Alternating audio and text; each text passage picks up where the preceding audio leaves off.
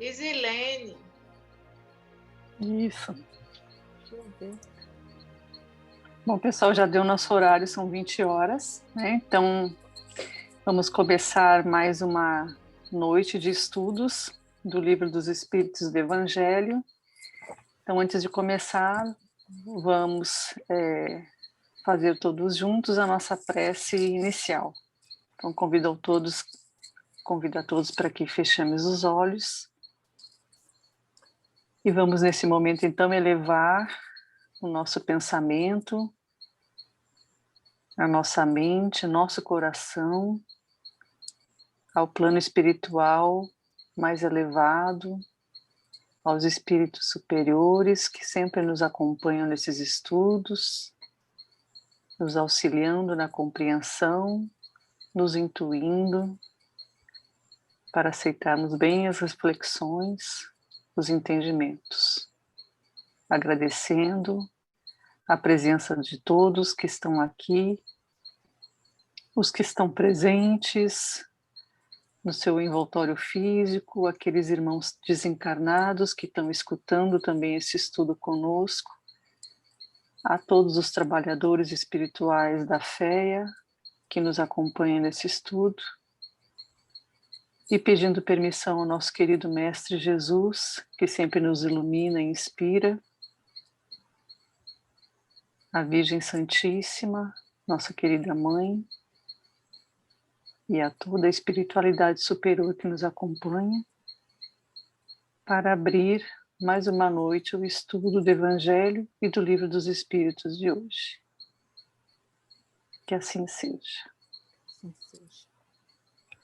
Então, hoje nós temos como palestrantes Fátima, com o Livro dos Espíritos, vai falar sobre o livre-arbítrio, e depois nós temos Kátia, com o Evangelho, que vai nos falar sobre os mercadores do templo. Então, passa a palavra para Fátima, por favor. Bom, é o capítulo 10, Lei de Liberdade, né? Como disse, livre-arbítrio, dando continuidade ao que começou Rafael a semana passada, né? Só dando uma relembrada, segundo a doutrina espírita, livre-arbítrio é a liberdade de fazer ou não fazer, né? De seguir tal ou tal caminho para o seu adiantamento, o que é um dos atributos essenciais do espírito, né? É inerente a todos nós. O meu som está bom para vocês, tá? Ele Ótimo. tem a mania de... Hein? Tá bom. Tá bom? Bom, né? Crescendo a razão, aumenta a liberdade de decidir. Os padrões fixos de comportamento cedem lugar à opção inteligente. Em suma, o livre-arbítrio é uma conquista evolutiva. E com ele desperta um novo fator moral, que é a responsabilidade ou necessidade de enfrentar as consequências dos atos praticados, que a lei nesse caso com letra maiúscula, impõe a todos nós, né? É a lei, é aquela lei lá de cima, né? No que diz respeito à doutrina espírita, o nosso presente ele é uma consequência do nosso passado, né? Construímos os nossos presentes com as nossas ações e, com isso, determinamos também o nosso futuro. Como seres inteligentes, usamos os nossos pensamentos e capacidade de agir no meio do qual estamos inseridos, fazendo escolhas, fazendo caminhos, exercendo nossa vontade, ou melhor dizendo, nosso livre-arbítrio, né? E no decorrer do processo evolutivo, ora encarnado, ora na erraticidade, nós acumulamos tanto conhecimento como moralidade, através das experiências vivenciadas. Dessa forma, condicionando a liberdade de agir à nossa vontade, né? A costra terrestre, ela confere a todo indivíduo a possibilidade de vencer qualquer prova que tenha pela frente, bastando-lhe a aplicação de três coisas. A fé, né? Aplicar a fé, a confiança em Deus, né? O exercício da força de vontade e a promoção da reforma íntima, da reforma interior.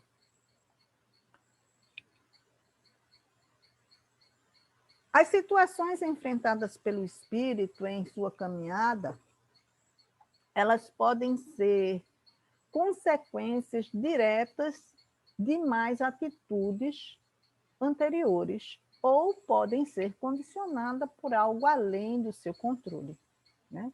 O que vem a ser o determinismo. Mas eu não vou entrar em determinismo, não, porque para não complicar demais, né? Mas a gente sabe que algumas coisas vêm da nossa vontade, outras estão além delas, né? No entanto, a escolha que o espírito adota diante das situações vivenciadas é de sua inteira responsabilidade. Dentro dos limites do seu entendimento, o espírito é responsável pelas consequências, efeitos, desdobramentos e novas situações geradas a partir de suas decisões, né? Então, cuidado com o que faz, porque a responsabilidade é de cada um, né? O desenvolvimento do livre-arbítrio, ele acompanha o da inteligência e aumenta a nossa responsabilidade com relação aos nossos atos, né? Então, vai juntinho, né?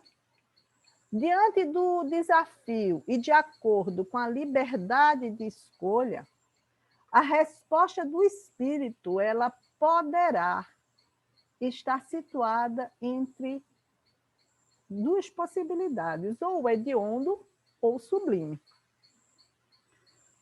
Como os caminhos são variados e as situações enfrentadas são diferentes, assim provavelmente também serão as respostas, né?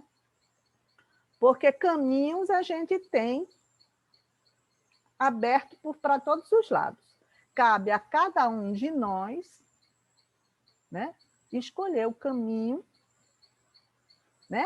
Aí, às vezes, o caminho mais fácil nem sempre é o caminho mais reto, né? Aí as respostas, elas serão compatíveis com as decisões anteriores que o espírito já vivenciou, né? A gente traz uma bagagem, a gente traz toda uma bagagem de vidas anteriores, de experiências vividas, né? E ao depararmos com determinadas experiências, determinadas situações, nós vamos responder, né? Porque muitas vezes a gente é colocado à prova e aí aperta um gatilho que faz com que a gente relembre determinadas, não conscientemente, mas no nosso perispírito, de experiências passadas. E a resposta vai ser sempre de acordo com o que a gente vivenciou, né? A As duas questões que ficaram para mim foi a 845, né? Onde Kardec pergunta à espiritualidade o seguinte: as predisposições instintivas que o homem traz ao nascer não são um obstáculo ao exercício do livre-arbítrio, né? Então, predisposições instintivas quer dizer do nosso eu animal, do nosso instinto, aquilo que a gente já possuía antes de reencarnar, que traz o homem ao nascer, não são um obstáculo ao exercício, ele quer saber se os nossos instintos vai interferir no nosso livre-arbítrio, né? E a espiritualidade responde: as predisposições instintivas são do espírito antes de sua encarnação. Conforme é mais ou menos adiantado, podem levá-lo a praticar atos condenáveis. E ele será auxiliado nisso pelos espíritos com essas mesmas tendências. Mas não há arrebatamento irresistível quando se tem a vontade de resistir. Lembrai-vos de que querer é poder. Sabe, essa é uma das questões, uma das perguntas mais importantes do Livro dos Espíritos, que a doutrina nos traz mesmo, né? Ela nos mostra que temos condições de resistir tanto às nossas tendências, as tendências inferiores, que trazemos conosco de outras existências, como podemos resistir aos espíritos que atraímos com os nossos pensamentos e querem nos influenciar para o mal. Porque somos nós que atraímos, né? Nós vibramos numa frequência, né? E atraímos com nossos pensamentos, com as nossas obras, aquelas criaturas, aqueles espíritos, tanto encarnados como os desencarnados, que vibram na mesma frequência que nós. E ao atrairmos essas criaturas, né, vibrando na mesma faixa, nós permitimos que ele nos influencie. Então, essa questão, os espíritos dizem que a gente pode resistir a isso. Aí tem Miramês, ele diz o seguinte, né? Em Filosofia Espírita, ele tem um parágrafo que eu achei fantástico. Então, ele diz: quando as paixões inferiores arrastam os homens para determinadas práticas repreensíveis, é porque são espíritos ainda ligados a elas pela natureza íntima, né?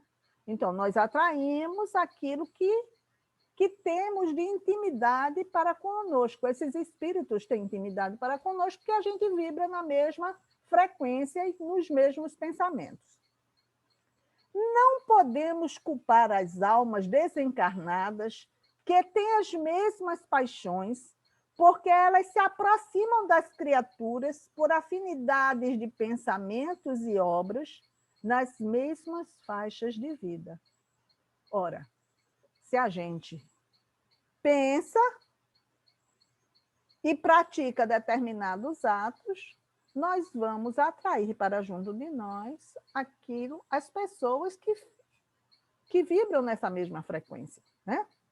E aí ele diz uma frase que eu achei fantástica: não há invasão do domicílio da alma sem convite.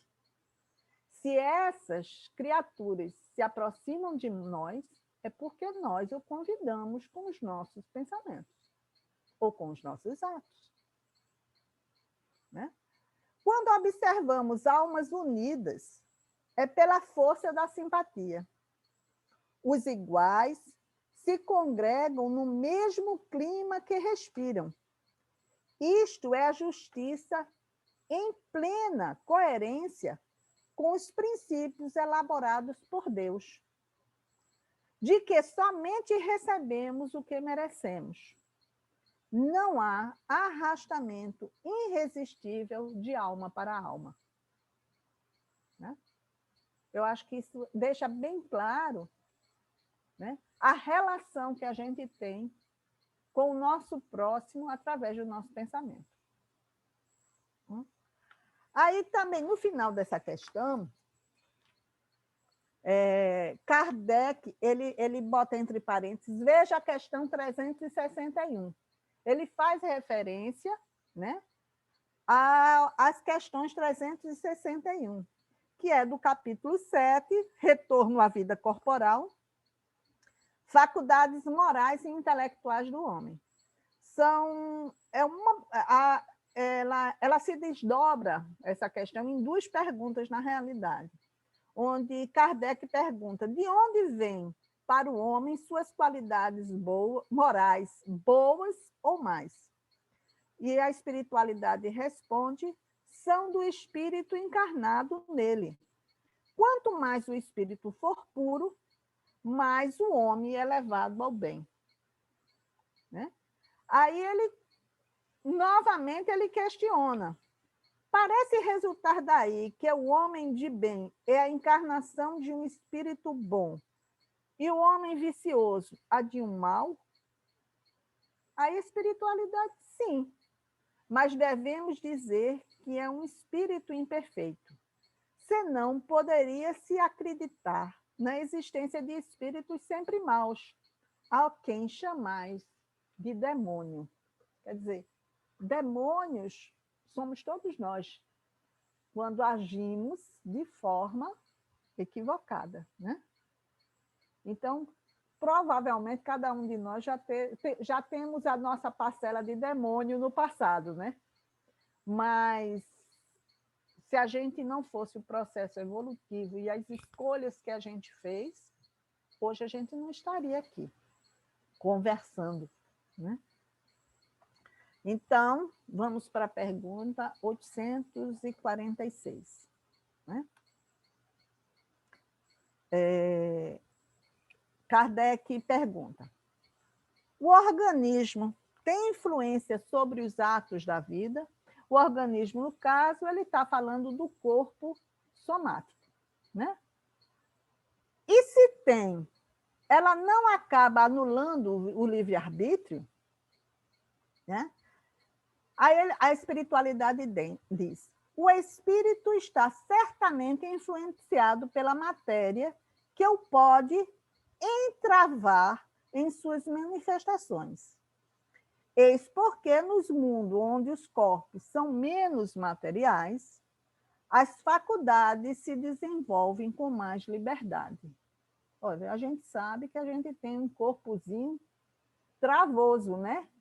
Que ele embota nossos pensamentos, o nosso passado, as nossas lembranças, né?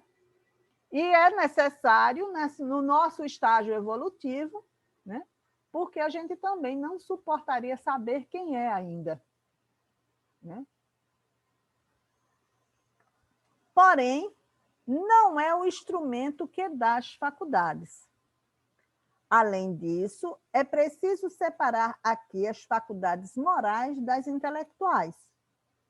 Se um homem tem um instinto assassino, é seguramente seu próprio espírito que o possui e o transmite. Né? O corpo não torna ninguém um assassino, um alcoólatra, um viciado. Né? São tendências do espírito que ele traz consigo que fazem com que ele se transforme no que ele é. Né? E não os seus órgãos. Aquele que canaliza o pensamento para a vida da matéria torna-se semelhante ao irracional. E, pior ainda, porque não pensa mais em se prevenir contra o mal, e é nisso que é culpado, uma vez que age assim por sua vontade. Ora, o que é que Kardec pergunta à espiritualidade? Ele pergunta, a matéria exerce alguma influência? É isso, né? A matéria é o nosso corpo físico, o nosso corpo somático. Ele exerce alguma influência sobre nós? E a espiritualidade diz sim. É óbvio.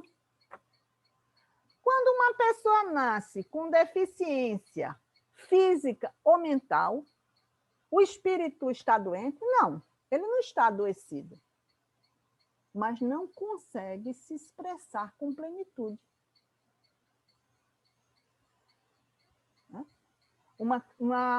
Um deficiente mental, ele não é capaz de discernir e de dizer o que está sentindo, né? Os seus pensamentos com coerência, apesar do seu espírito ser saudável, mas como ele pode se expressar numa mente doente? Ele não consegue, né? O corpo, ele exerce influência sobre o espírito no sentido de embaraçar-lhe as manifestações. E é por isso que ele não consegue se expressar. Todavia, não é o corpo material que imprime imperfeições. São os pensamentos desequilibrantes do próprio espírito. Né? Existe um ditado popular que diz: a carne é fraca. Não é a carne, mas é o espírito que é fraco. Né? O espírito é que é fraco. Então, aí, vou de novo para Miramês. Né? Miramês diz o seguinte: a matéria tem grande influência sobre o espírito, entretanto, esse deve esforçar-se para a sua devida libertação.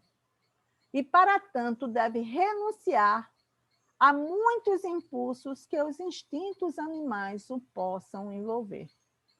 Ora, os nossos instintos, ele é importante, né? Ele traz, é o que nós trazemos do nosso eu animal, né? Ele é importante no sentido de... eita, me fugiu a palavra. Como é que a gente diz? Um instinto de prevenção, né? Aquele insight que a gente faz assim, de repente, eu não vou por aí. Se você chega perto do fogo, o seu instinto diz que ali você pode se queimar e você recua.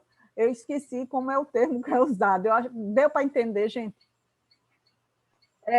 Então, instinto de conservação, né?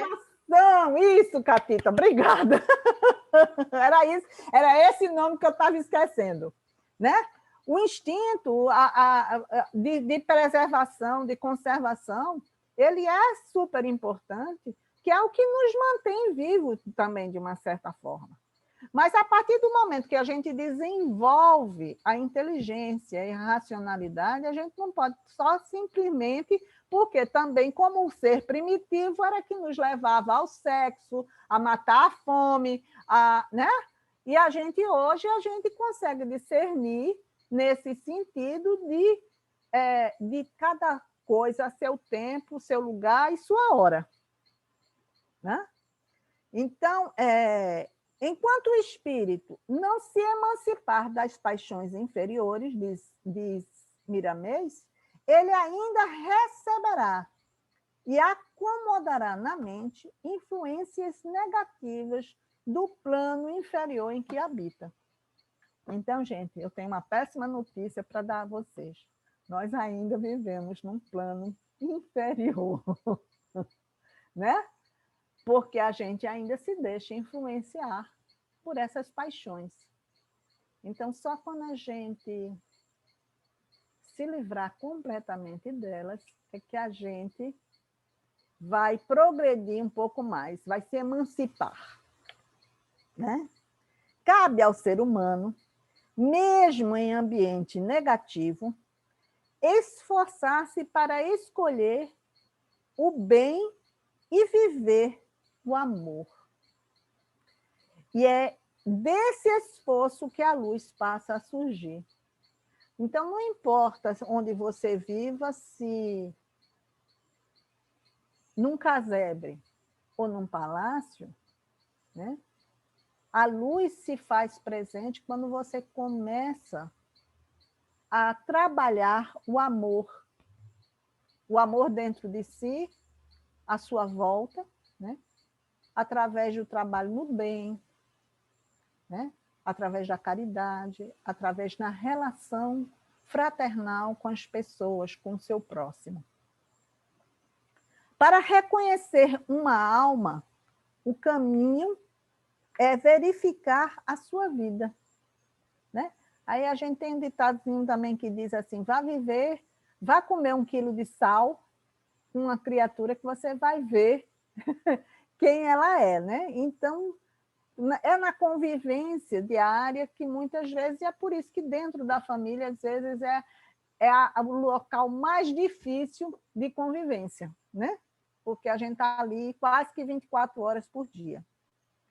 Os seus feitos dizem o que ela é, porque não é a matéria, nem tampouco o ambiente que exercem a ação, mas a alma que se movimenta na carne. As influências são necessárias como campo de luta, como escola, né? Então, todos nós, a gente sabe que a gente está aqui numa escolinha para aprender uns com os outros, né?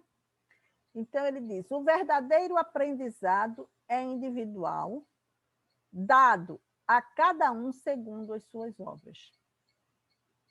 O homem que faz esforço para melhorar espiritualmente recebe a assistência dos bons espíritos, sendo induzido para os melhores caminhos, né? Então, a gente sabe que quando a gente se esforça, o bom pastor está sempre a nos olhar, porque Jesus nunca nos abandona, né? Ele está sempre conosco, nos guiando e nos orientando, né? E quando a gente procura seguir os passos, a ajuda sempre vem nos momentos mais difíceis, com certeza, né? O organismo é certo que traz certa influência, contudo, o espírito é o comandante e não a matéria. Então, que a gente possa comandar os nossos atos. Aí eu me lembrei de uma palestra de Haroldo, eu já ouvi ele dizer isso em 2 palestras, e uma foi mais recente agora, nesse seminário que houve, que ele conta uma experiência que ele estava passando por um processo muito difícil, né? Uma dor muito intensa, e um amigo convidou ele para sair, ele estava assim sentado numa praça, e ele, de repente, ele extravasou, começou a chorar e tudo mais. Um senhor que ia passando, viu, se aproximou dele e pediu para ele assim, chegou perto dele e disse assim, eu vi que você está chorando, aproveitando que você está mais perto de Deus, pede a ele por mim. Ele disse que naquela hora ele ficou chocado.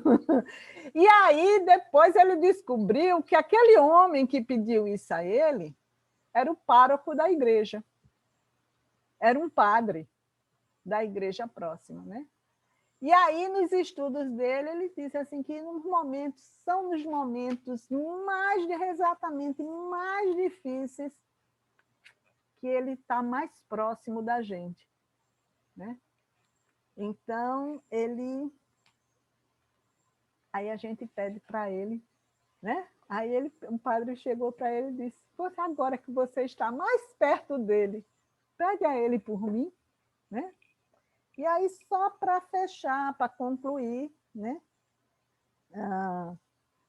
Aqui ele diz, dentre os conceitos fundamentais que compõem o núcleo do Espiritismo, o livre-arbítrio é o aspecto da lei maior que sustenta a evolução no universo inteligente. Livre-arbítrio é a ação do espírito no limite de seu conhecimento e responsável na medida de seu entendimento. Então, fica essa frase para meditação, né? Eu agradeço a todos a atenção e continuo com muita paz para todos. Gratidão. Muito obrigada, Fátima, pelas palavras, nos lembrando aí a importância, né, de usarmos o nosso livre-arbítrio para o bem, confiando, né, que estamos sempre próximos, que estamos sempre sendo assistidos. Eu passo agora para a nossa querida Kátia, que vai nos falar sobre os mercadores do templo. Obrigada, Kátia. Boa noite, gente. Obrigada, Márcia. Que bom estar aqui novamente, né? Conversando com vocês. Eu gostaria de saber se vocês estão me ouvindo bem. Tá bem, né? Pronto. Então, olha, graças a Deus nós estamos aqui novamente. E essa fala aí de Fátima me fez lembrar daquela mensagem, Fatinha, pegadas na areia, não é? Que o homem sempre via as duas pegadas junto dele, ele andando na areia, e quando nos momentos mais tristes da vida, ele observou que aquelas duas pegadas desapareciam. E ele disse: será possível que Jesus, né, me abandonou justamente nos momentos mais difíceis? Então, ele depois dizem, o próprio Jesus, né, chega para ele e diz: não, nos momentos mais difíceis você só via duas pegadas porque eu estava lhe carregando no colo. Então, é essa a verdade, e porque nos momentos difíceis a gente se desarma, a gente se entrega ao choro, a gente desabafa, a gente ora sem pompa, sem circunstância, a gente ora pelo simples desabafo nosso, com o nosso íntimo, com o Criador que está conosco, não é? Então, essa coisa é tão espontânea, por isso que a gente se aproxima mais de Deus, que Deus está na nossa consciência. As leis dele, né? Ele está dentro de nós e fora de nós, em toda parte. A gente sintoniza por isso, porque estamos desarmados, sem máscaras, né? Isso acredito que é por aí.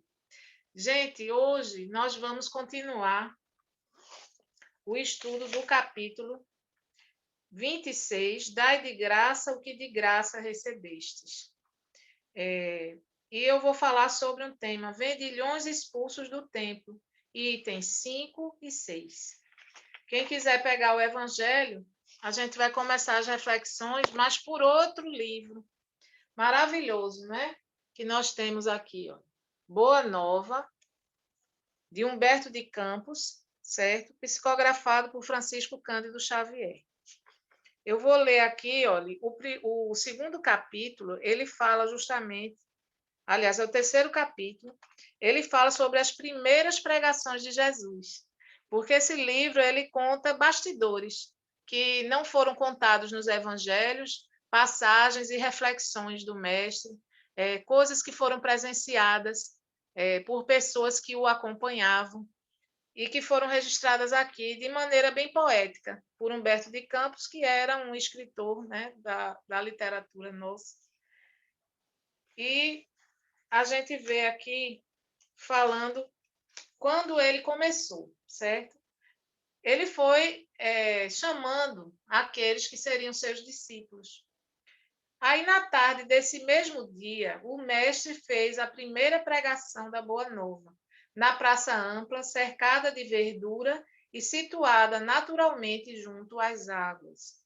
No céu vibravam harmonias vespertinas, como se a tarde possuísse também uma alma sensível.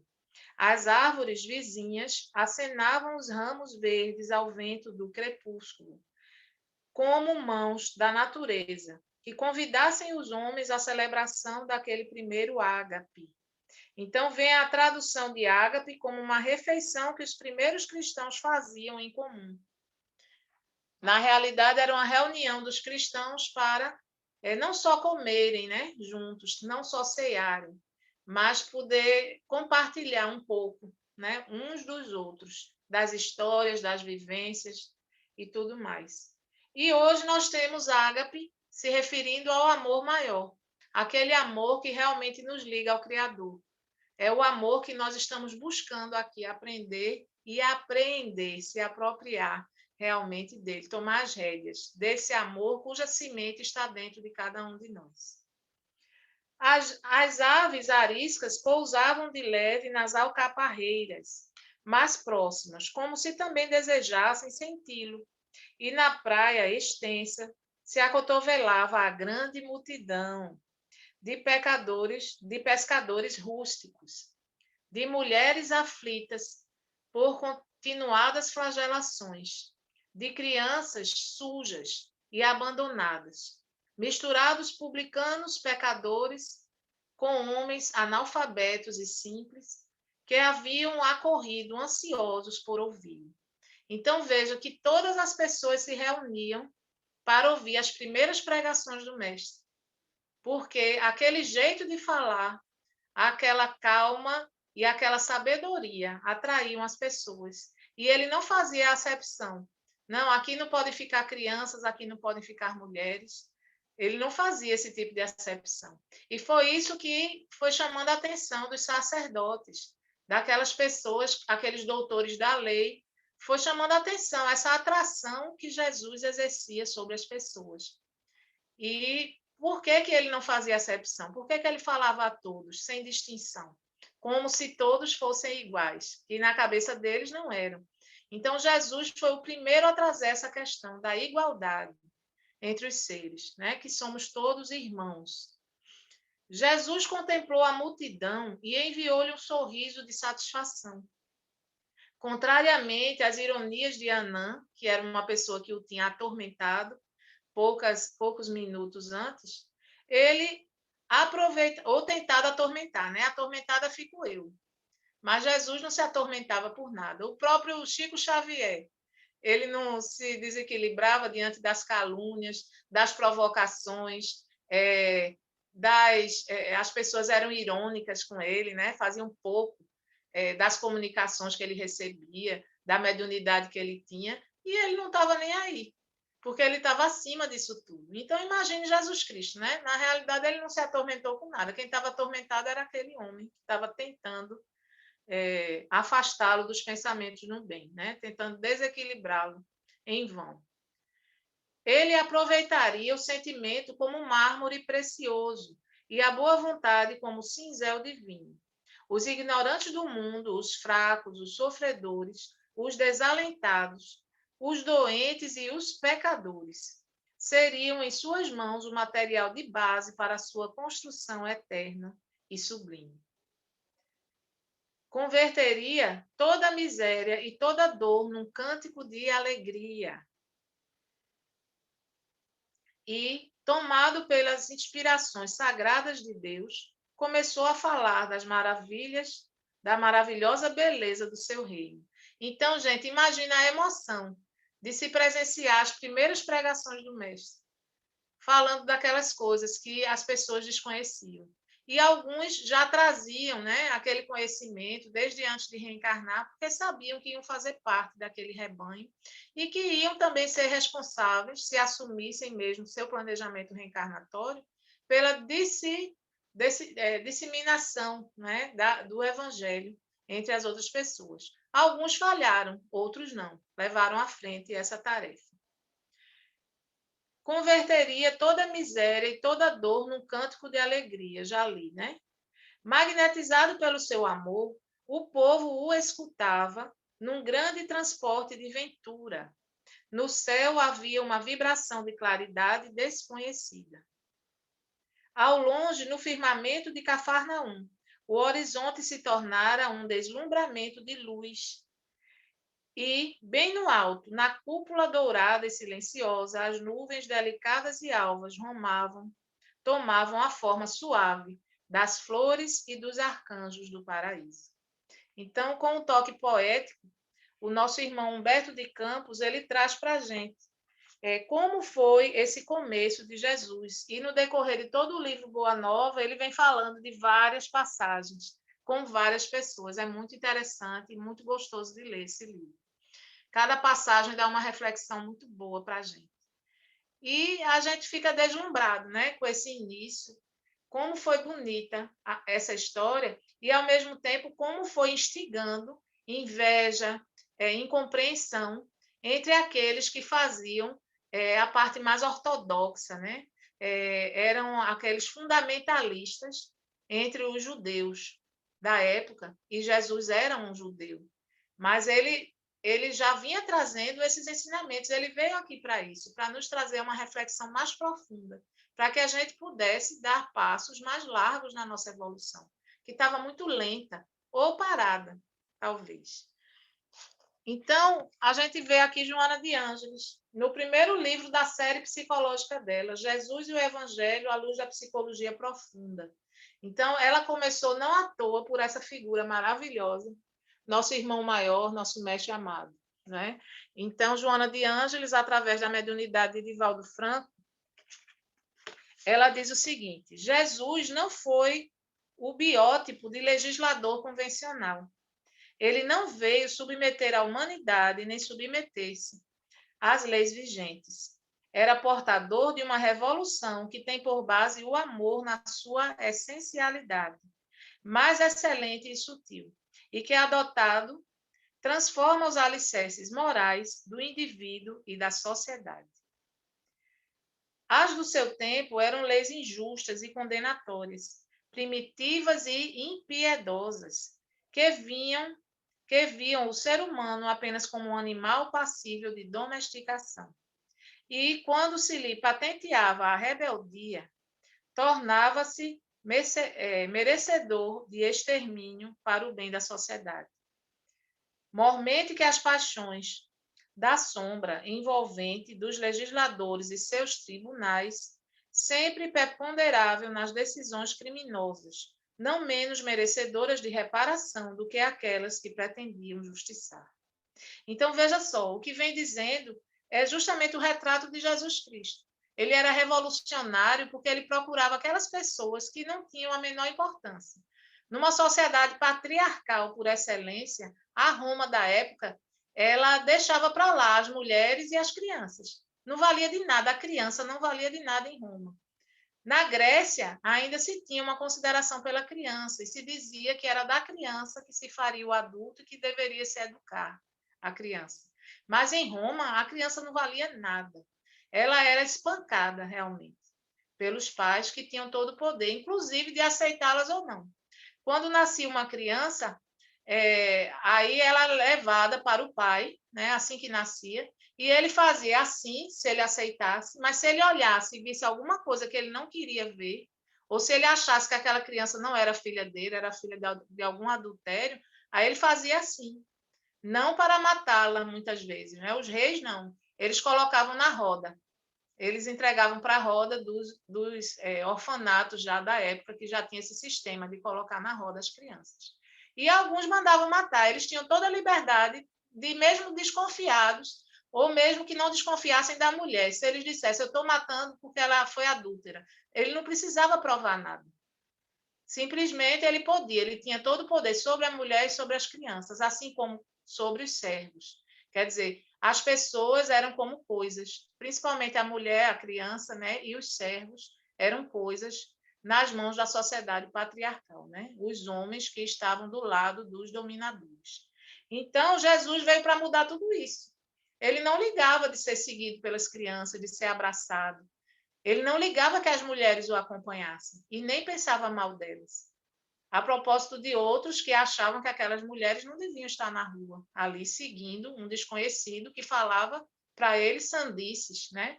Para eles eram sandices, mas sandices que estavam atraindo cada vez mais gente.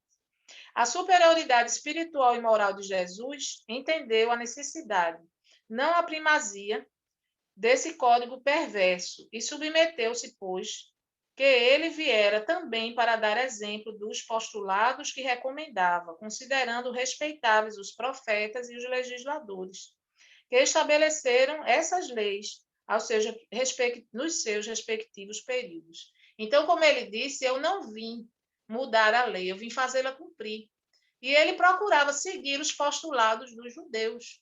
Agora, tinha coisas que ele tinha que falar a verdade a respeito daquilo, que foram uma interpretação injusta, né? existiam muitas coisas, muitos cultos exteriores, era uma série de protocolos que as pessoas tinham que seguir à risca. E aquilo ele sabia que não levava a nada, então ele procurou trazer o máximo da essencialidade dos ensinamentos. Todavia, ele trazia uma nova versão da realidade, centrada no ser imortal, procedente do mundo espiritual e a ele volvendo, o que alterava a estrutura da justiça, que não mais deveria ser punitiva, destrutiva, mas educativa, reabilitadora. Então, isso para a gente era uma coisa assim, de outro mundo, né? Era uma coisa impensada. No entanto, ele falava com uma clareza e com um amor tal que as pessoas mais simples compreendiam e se sentiam encantados e se sentiam acolhidos em suas dores, em suas dúvidas e seguiam Jesus. Então, é aí que a gente vai chegar nas circunstâncias do estudo de hoje. Vendilhões expulsos do templo. Eles vieram em seguida a Jerusalém, e Jesus, tendo entrado no templo, começou por expulsar aqueles que aí vendiam e compravam. Derrubou as mesas dos cambistas e os assentos dos que vendiam pombos. Não permitiu que ninguém transportasse nenhum utensílio pelo templo. Ele os instruiu também, dizendo-lhes: não está escrito: minha casa será chamada casa de orações por todas as nações. Então, ele remeteu a algo que estava escrito, como profundo conhecedor das escrituras, das leis mosaicas, né, das leis que nortearam todo aquele ensinamento, toda aquela cultura dos hebreus, né, e dos judeus da época. E tinha várias vertentes, viu, naquela época. E ele disse assim, não tem uma coisa que diz, né, não tem uma escritura que diz, já que todos querem seguir as escrituras, que a minha casa será chamada de casa de oração em todo o mundo. Então, o mais importante aí que ele chamava a atenção era para o espírito, a essência, a sintonia dos homens com o ser divino. A sintonia, ela não era norteada por cultos materiais, por sacrifícios de animais, muito menos deveria ser comercializado.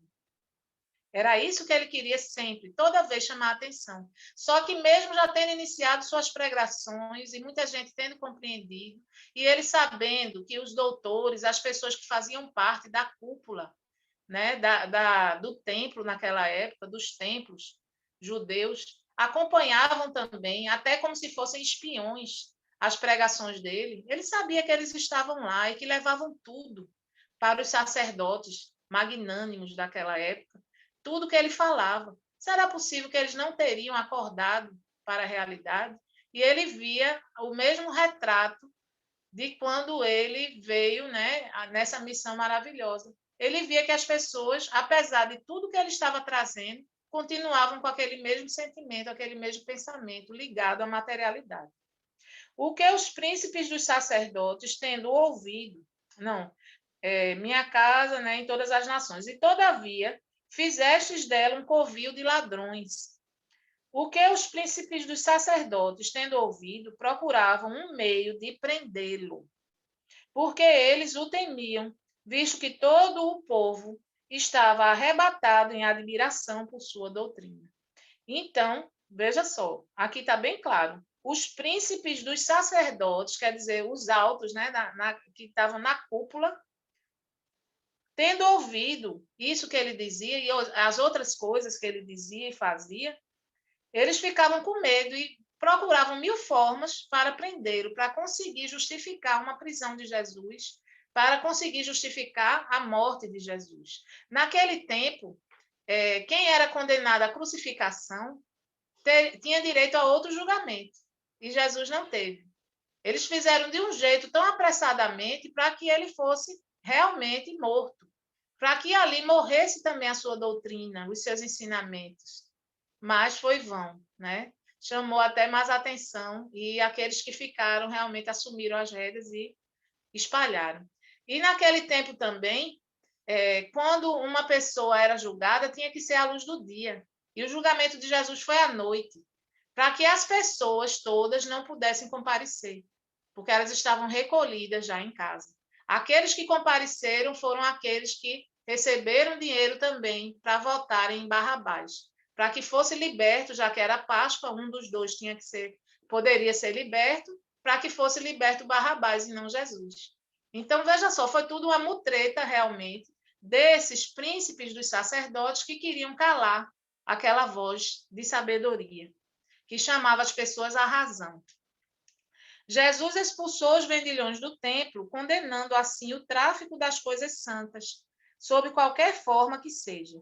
Deus não vende nem sua bênção, nem o seu perdão, nem a entrada no reino dos céus. O homem, pois, não tem o direito de as fazer pagar. Então, até hoje, gente, veja que depois desse tempo todo, graças a Deus não conseguiram sufocar, não é, as palavras de Jesus, o evangelho continua até hoje, forte, firme. Jesus Cristo, ao vir ao mundo, mudou o nosso calendário, né, ocidental, é o antes de Jesus e o depois, porque realmente ele veio trazer para a gente essa condição de nós acordarmos, de começarmos a utilizar o nosso livre-arbítrio, né, Fatinha, para realmente crescermos, para poder nos apropriar desses conhecimentos que já há tanto tempo vêm sendo trazidos, até muito antes de Jesus já se falava do fazer ao outro o que gostarias que o outro vos fizesse.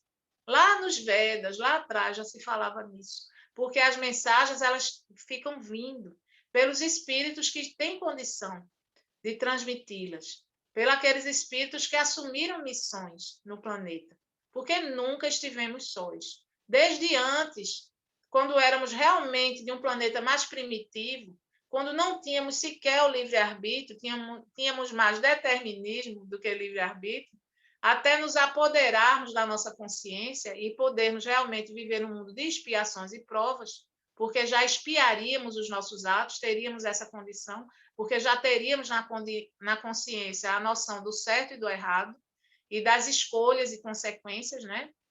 Aí a gente veio se apropriando de conhecimentos pouco a pouco, se burilando, mas é tão devagar que Jesus Cristo veio já para ver se dava essa ignição. E até hoje nós continuamos, muitas vezes acreditando em patuais, né, em coisas que simbolizam algo, que são vendidas, e que aquilo ali é bento, e que aquilo ali vai nos fazer mudar, quando a gente continua procurando no exterior algo que só está no nosso íntimo, algo que só depende de nós, que é a nossa reforma e a nossa felicidade. A nossa felicidade que deve ser vivida dia a dia, com gratidão, com perdão, o esquecimento, né? A gente realmente se libertar das mágoas, dos pesos que nos atrelam. Realmente Jesus veio para chamar a atenção que as verdadeiras prisões, elas estão aqui na nossa mente e no nosso coração. Nelson Mandela, quando saiu da prisão, depois de 28 anos de uma condenação injusta, porque ele lutava contra o apartheid, né? a segregação de negros e brancos na África do Sul, ele, quando saiu, ele disse, se eu saísse dessa prisão agora, depois de 28 anos, carregando mágoa no coração e rancor, eu não teria saído, eu não estaria livre, eu estaria na prisão ainda. Então, ele teve essa perfeita noção, essa compreensão de que as prisões, o sofrimento, as dores, elas dependem do nosso ponto de vista também. Elas dependem do que a gente vai fazer. Outra coisa que ele disse, baseado em muitas obras de Jean-Paul Sartre também, que ele leu muito quando estava preso, é que não importa o que fizeram de mim, o que importa é que eu vou fazer com essa resultante daqui para frente. Porque se eu for ficar preso no passado, eu não vou viver o presente, eu não vou construir um futuro. Eu vou só ficar preso no passado.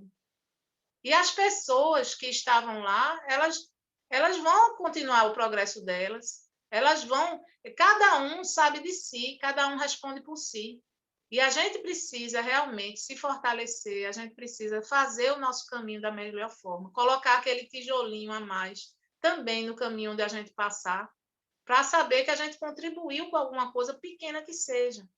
mas a gente contribui também com o outro, contribui com o planeta, contribui com a nossa comunidade.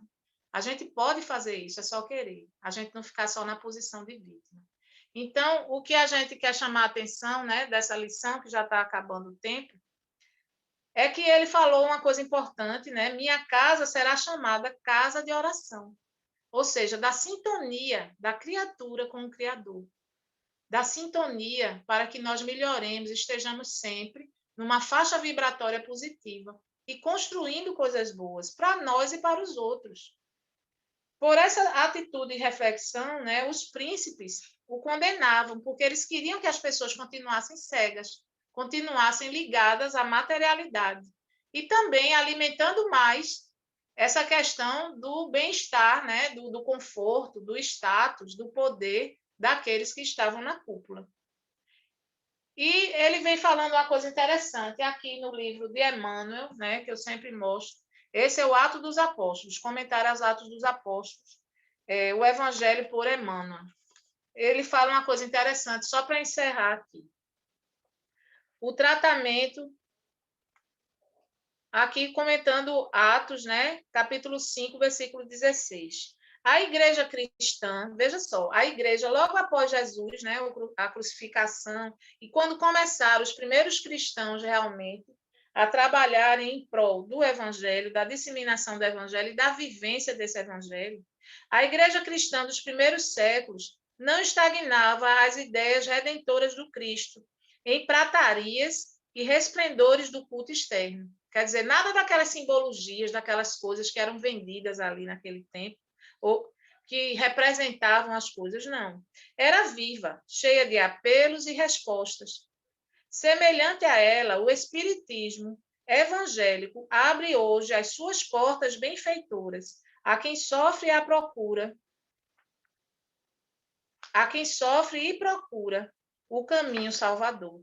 Isso Emmanuel escreveu no livro Pão Nosso, no capítulo 175, comentando justamente essa passagem de Atos dos Apóstolos, capítulo 5, versículo 16.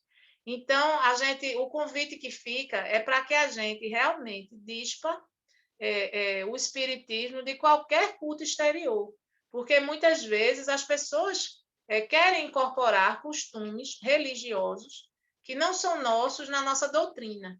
Né? E o culto a pessoas também, a idolatria a pessoas que são também aprendizes, embora estejam acima, por exemplo, de Kátia, né? Acima de muita gente.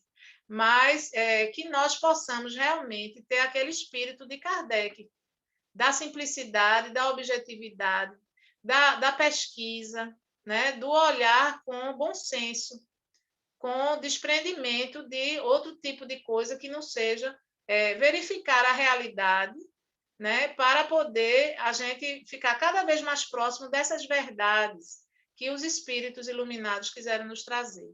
E outro convite é para que a gente sempre se ligue nessa simplicidade, né, que Jesus Cristo veio nos trazer nos primórdios e que, infelizmente, quando Roma resolveu se apoderar do cristianismo, elegeu somente uma vertente, que ia ser a católica, né? Sem querer falar da Igreja Católica de hoje, eu estou falando da época, e exterminou muita gente que não queria se converter àqueles preceitos que eles queriam colocar dentro do cristianismo. Até a simplicidade de Jesus, que ele veio realmente falar disso, a simplicidade, a questão da igualdade entre as pessoas, tudo isso desapareceu, porque foi feito tudo aos moldes do império.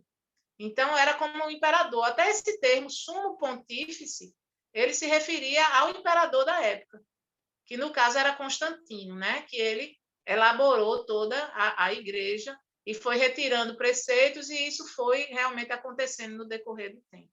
Então, infelizmente, transformaram o cristianismo em outra coisa. E que a gente realmente se liberte dessas simbologias, não se liberte do fundo da coisa. As pessoas que são chamadas santas, elas têm uma história para contar, muitas vezes maravilhosa, mas tem outras que são anônimas ou que são de outras religiões, por isso não são consideradas santas, e que a gente sabe que realmente vieram aqui em uma missão de paz e de amor, em uma construção de um mundo melhor. Deixaram mais do que um tijolinho nessa construção, deixaram vários. e que a gente possa sempre observar esses exemplos e que a gente possa se fortalecer em espírito, em essência, buscar essa essência, compreender a essência do outro, que é igual à nossa, para que a gente possa chegar sempre no nosso objetivo, como Fatinha falou, que é a nossa reforma íntima, é o nosso crescimento, e que a nossa felicidade seja o agora, no caminhar, que a gente não tenha ela como objetivo, que a gente saiba que caminhando nós estamos com Jesus, como a gente falou naquelas pegadas da areia, e que ele está sempre conosco, nunca vai sair, nunca vai nos deixar. Então, encarnados ou desencarnados, passando por provações, por tristezas, como estamos, nós jamais estaremos sozinhos, porque ele nos disse isso. E nós precisamos ter a força na hora do sofrimento, é que a gente precisa, na hora da provação é que a gente precisa. Senhor, eu estou aqui, sei que o Senhor está conosco.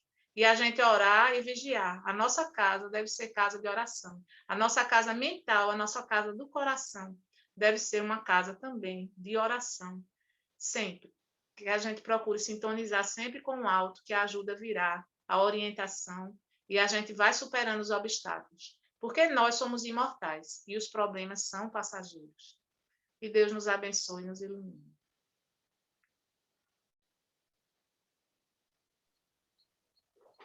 Obrigada, Kátia, pelas excelentes reflexões, a Fátima também, nos lembrando aqui nessa noite, né, da importância de usar o nosso livre arbítrio para lutar contra as nossas más inclinações, né, confiando que mesmo os caminhos sendo mais difíceis, nós não estamos sozinhos, nós estamos sempre acompanhados.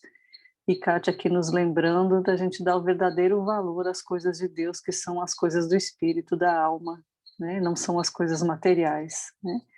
Foram assim dois excelentes posicionamentos aqui para nós levarmos no nosso coração, na nossa mente.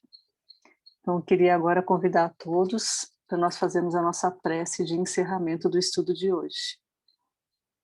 Querido Mestre Jesus, querida Maria, Mãe Santíssima, e queridos espíritos dessa corrente espiritual, de trabalhadores da nossa fé que nos acompanham em todos os nossos encontros, em especial neste estudo das terças-feiras.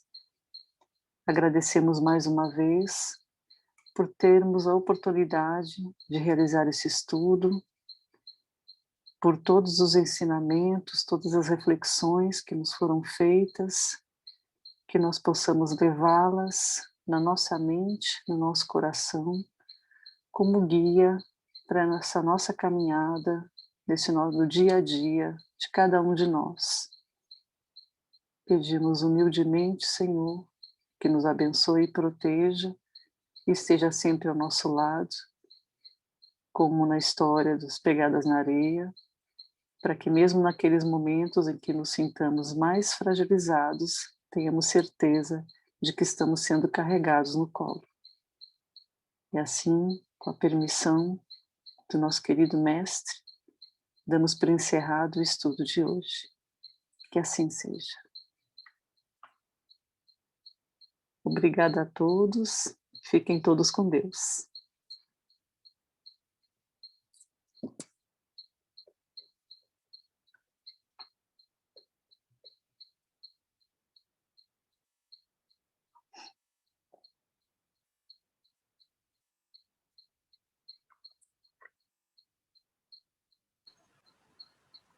Acho que Vinícius esqueceu da gente. Boa noite, pessoal. Fica com Deus, que Jesus os ampare.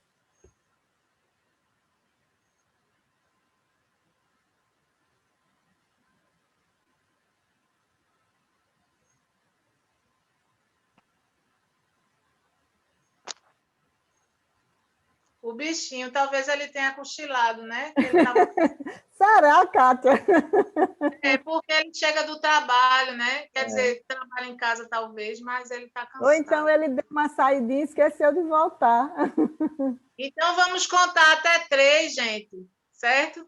A gente vai saindo, cada um. A gente vai saindo, depois ele desliga lá, não é? Muita Boa paz. noite a todos. Tinha caído, porque ele disse que quando cai, a gente continua. E vai ver que lá caiu. Ele está sem acesso, não é isso? Então, muita paz e muita luz a todos. Foi muito bom ver vocês. Nem que sejam Ótimo. carinhas, às vezes, sem nada, né? Mas a gente sabe que a Pois é. pessoa está ali.